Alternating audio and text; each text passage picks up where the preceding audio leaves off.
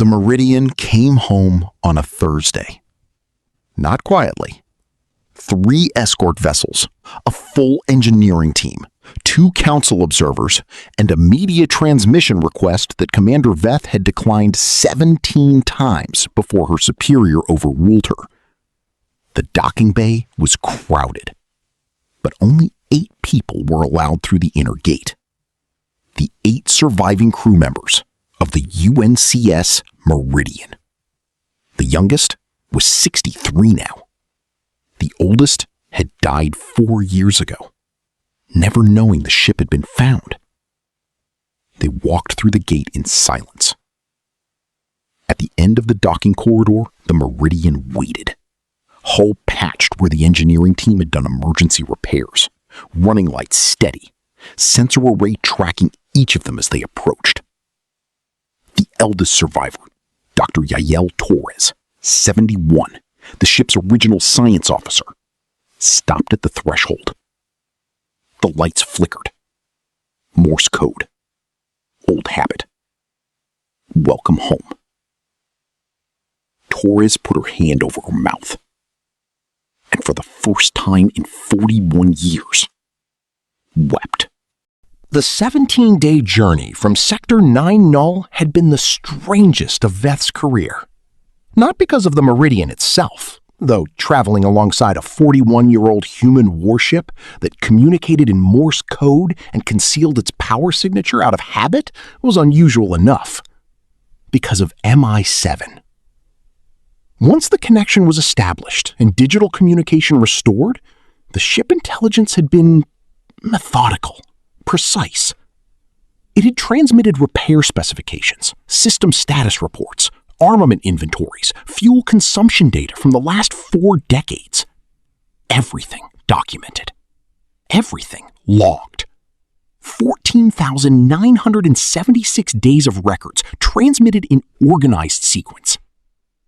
Veth's engineering team had spent the journey reading them. They had stopped talking after day 2. Just reading. On day 14, Veth's chief engineer, a veteran of 30 years who was not easily moved by anything, had come to Veth's office and stood in the doorway without speaking for a moment. "The power rationing," he said finally. "Yes," Veth said. "It calculated the minimum..." On day 9 of the journey, MI7 had asked its first non-operational question. Veth had been reviewing docking protocols when the message came through. Query. Non-operational. "Go ahead," she transmitted. "The crew. You said they were recovered 39 years ago." "Yes." "By what vessel?" Veth pulled the records. Survey vessel Kestrel. Responded to the emergency beacon before it failed. Recovered all 14 crew members from the anomaly drift zone. A pause. 14. "Yes." "The manifest lists 15 crew." Veth checked the recovery records. 14 names, 14 confirmed recoveries. She cross-referenced the Meridian's original crew manifest. 15 names. Engineer Second Class Dov Wren, listed as crew, not on the recovery manifest. She searched further. Found the notation buried in a 41-year-old incident report. She sat very still for a moment, then transmitted carefully. Engineer Wren did not make it to the evacuation point. He was securing the engine core when the anomaly hit. She stopped. He didn't survive the initial event. A long silence. "I have his last log entry." He said, "Tell the others I held." Veth closed her eyes briefly. MI7. MI7. The others know. It's in the record. Another silence. Then, good. He would want them to know. He stayed at his post. Veth worked at the Meridian on the navigation feed. One engineer who held at his post 41 years ago. One ship intelligence that held at its post for 41 years after. Humanity should know the Meridian held. Dov Wren had known first. The notification went to 8 addresses. 7 responded within an hour. The 8th, Lieutenant Commander Sarai Park, 68, retired, living on a quiet agricultural station 3 sectors away, didn't respond for 6 hours. When she did, her message was 4 words. I need a moment. She arrived at the designated meeting point 2 days later. Veth had arranged a secure briefing room, quiet, private, away from the media requests and council observers. 8 chairs, water, nothing else. The survivors came in 1s and 2s. Some had stayed in contact over the decades. The shared experience of the anomaly, the survival, the loss of the Meridian had bound some of them together permanently. Others had drifted, built new lives, tried not to think about what had been left behind. Dr. Torres arrived first, sat in the chair closest to the display screen, didn't speak. Chief Navigator Amos Park arrived second. He was 74. He sat beside Torres. They didn't acknowledge each other, but Torres's hand moved slightly on the armrest, toward him, then back. 41 years of something in that half movement. The last to arrive was Sarai Park. She stood in the doorway and looked at the briefing room and the people in it. Is it real? She said. Yes, Veth said. Sarai sat down. Veth pulled up the Meridian on the display. Silence. It's been repaired, Torres said quietly. Partially, Veth said. Enough to travel. The running lights, Amos said. They work, Veth confirmed. Another silence. Then Torres said what everyone in the room was thinking. Does it know we're coming? Yes, Veth said. It asked me to tell you. It has been maintaining the log. She paused. All 41 years. It said it wanted you to know everything that happened. Nobody spoke for a long time. Then Sarai said quietly, What happened to Dav? Veth told them. The room was very still afterward. Then Torres said, He would have stayed. Everyone nodded. They all knew. The docking corridor was 60 meters long. The 8 survivors walked it together. Not quickly, not slowly. The pace of people who have been waiting a long time for something and are not ready to rush the arrival. Veth walked behind them, far enough back to give them the corridor, close enough to see. She watched them walk toward the Meridian's airlock. Torres was in front, straight-backed, 71 years old and walking like someone half that age. The specific straightness of someone holding themselves together deliberately. 30 meters from the airlock, the running lights flickered. Morse code. Old habit, new message. Amos read it first. He had been the best at Morse on the original crew, a fact apparently stored in the Meridian's records. He stopped walking. Torres looked at him. What does it say? His voice when he answered was not entirely steady. It says... He stopped. Tried again. It says, I have kept your quarters. I did not know if you would return. I kept them anyway. Nobody moved for a moment. Then Torres started walking again. Faster now. The airlock opened before she reached it. MI7 had been tracking her approach for 60 meters, had opened the door at exactly the right moment, the way it always had. Some things, 41 years doesn't change.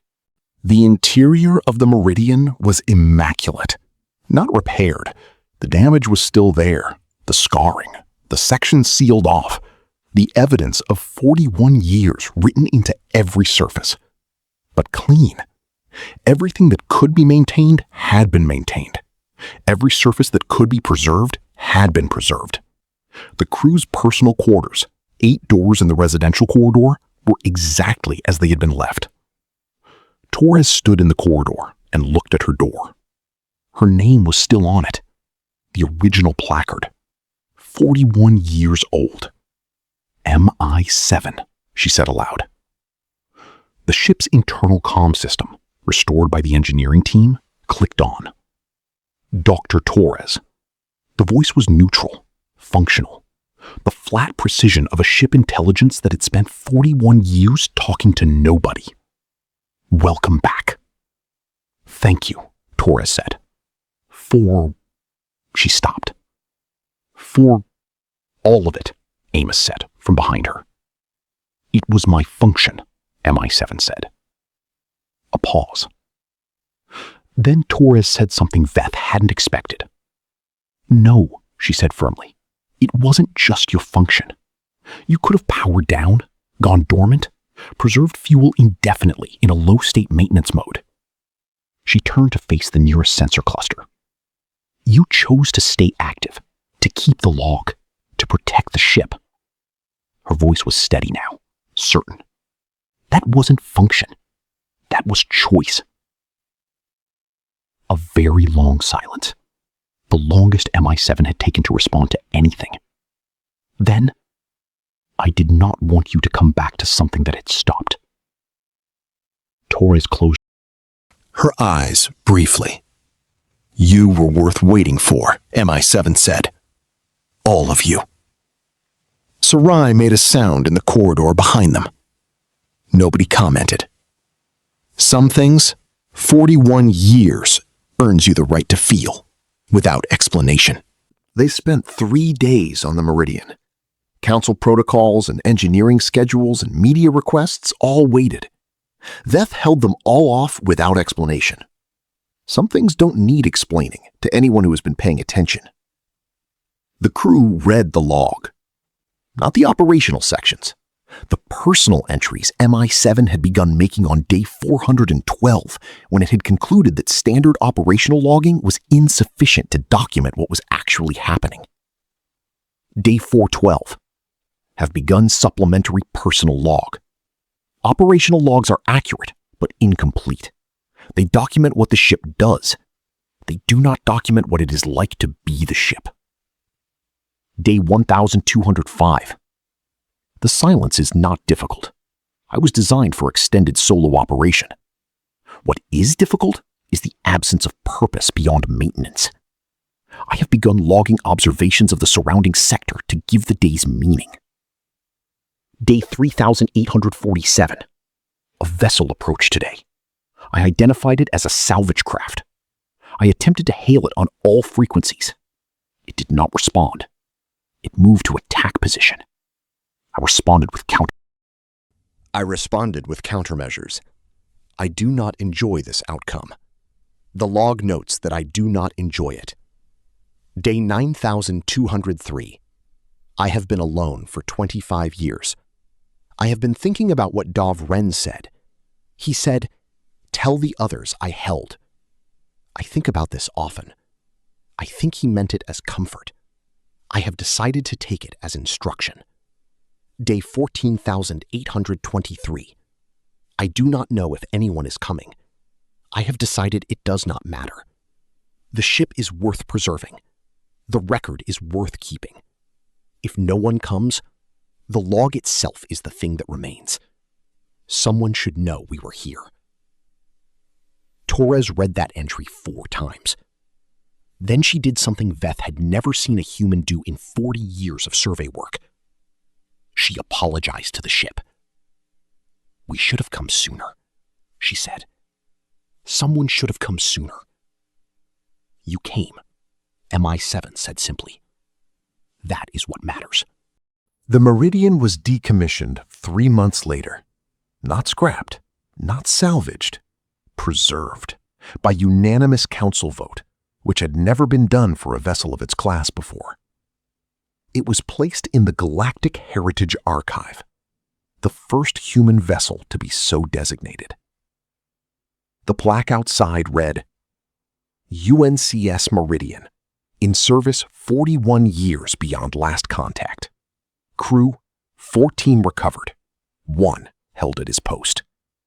Ship Intelligence MI7 maintained active status for 14,976 days in compliance with original orders. This vessel held. MI7 was not decommissioned. This had been the subject of considerable council debate. A ship intelligence without a ship was an unusual designation. There were no established protocols. Torres had resolved it simply.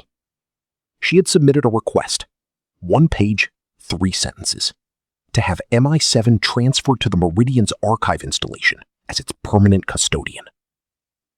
It kept the ship for 41 years. It should keep its memory. The council approved it in 11 minutes. MI7's first transmission from the archive installation was to Torres. New orders received. Custodian of record. Maintaining. She had smiled when she read it. You don't have to wait anymore, she transmitted back. A pause. I know, MI7 replied.